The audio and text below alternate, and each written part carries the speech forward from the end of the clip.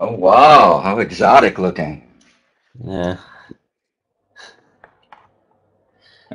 Well, this island is called Boracay. No, Mm. this is the airport.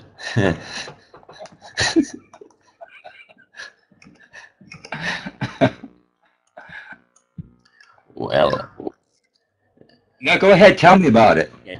It's one of the most famous islands in the world. It's Okay, mostly I like the way you're linking like one of the most, right? Because that's a good link right there. And I want you to keep in mind, doing linking like that as you're speaking now. One of the most. Is what is it now? It's one of the most what? one of the most famous islands. What's the name of it? Famous island. What famous island is the name of it? No, it's one of the most famous island. Its name is Boracay. I guess anybody can name an island famous island, and then it's going to become the most famous island. Yeah, it's called it's called Boracay. I never heard of it before. Yeah, it sounds like broccoli. Those green things that you eat, broccoli. No, it's not broccoli. It's Boracay. I see you're not an expert in islands. I don't know. I've been on a number of the Philippines islands, so I've never heard of it. That's very strange because that's the most popular resort in the whole Philippines. Where is it geographically then? Is it toward the center, like Cebu? Do you know where Cebu is? The big Yes. city at the center. Yeah. Cebu, I'm familiar with. Took a boat, speedboat from Cebu out to a smaller island, and did diving around there. Well, Where's this in relation to Cebu? I have no idea actually. Do you know the island Caticlan? No. Well, it's near Caticlan. Actually, it's a very small island. It's just about 7 kilometers in length and 8 in width. And is it in that area though? Is it in that same area where around Cebu? Because there are a lot of small islands off of Cebu. Cebu is in the middle. All right. Manila is in the north at the top. You Mm. don't even know the geography. You have to, when you're explaining something like this, imagine it's a presentation. This could be like the back lot in Los Angeles somewhere. It could be anywhere. The first thing you should do in any presentation is create a sense of geographically. Usually they show you a map, right? But if you don't have a map, then you should at least describe, where this is.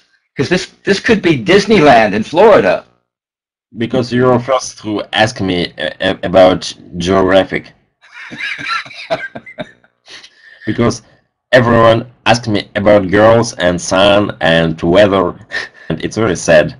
It's very sad. I'm the only man who asks you about geography, And geography, right? which is geographic. Well, I found their map and it's located in the middle of the whole Philippines. That's near Cebu then. Yes, it's 196 miles south of Manila. Uh-huh. You can I can tell you that they're just amazing. Why were they taken away from you when you came back into Russia? They didn't allow those photos? Yeah, I'm just telling you. That's people always say that about the weather, but the weather's like that every day. Actually, it was typhoon. If Yeah, you I know that they Yeah, have a typhoon once in a while. but in our place it wasn't very severe, so we were lucky because other islands suffered a lot. There was a flood, as even some victims, but we were lucky actually. So Yeah, I remember seeing that in the news. That actually in Manila. the streets were flooded. People were walking around in water up to their waist. And I guess he just hid it. A puppy. Yes, a puppy. A child of this dog. Okay.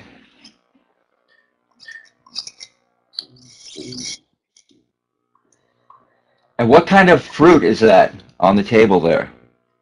Well, there are some. It's I don't know how it is called. Actually, these are apples, orange, and those red fruits on the top. I don't know how it's called. It's exotic fruit. Do these things have little pink wrappers around them? That's what they look like. No, no, it's just It's just a light. yes. No, it's not. It's not light. I don't know how it's called, but it's an apple. Half of it pink then.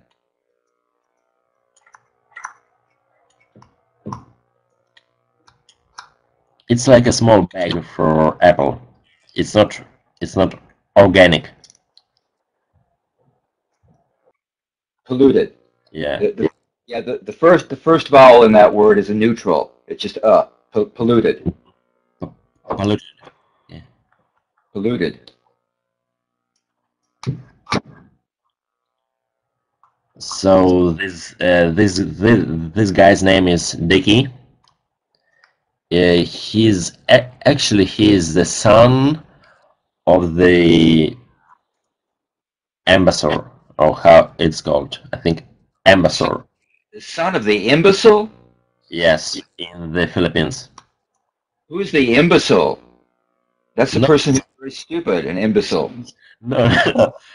Ambassador or ambassador. Ambassador. Yes.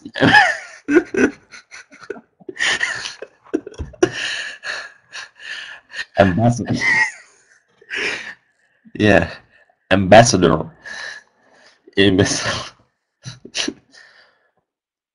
So,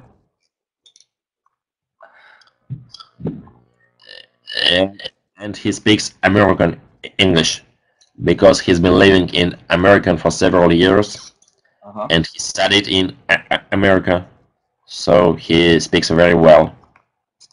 Uh-huh. And you can see the garden, but it's you can just walk out and go to swim easily. Here's another case of that tonal vowel, sweem. Sweem. Swim. It's the same. You've got to do it with that I vowel. You've got to do the substitute for the neutral. Swim. Swim. Yeah. You can walk out and swim. Okay. That sounds so perfect when you pronounce it with that different neutral Okay. of it. World. Worth. I don't know. Wonderful.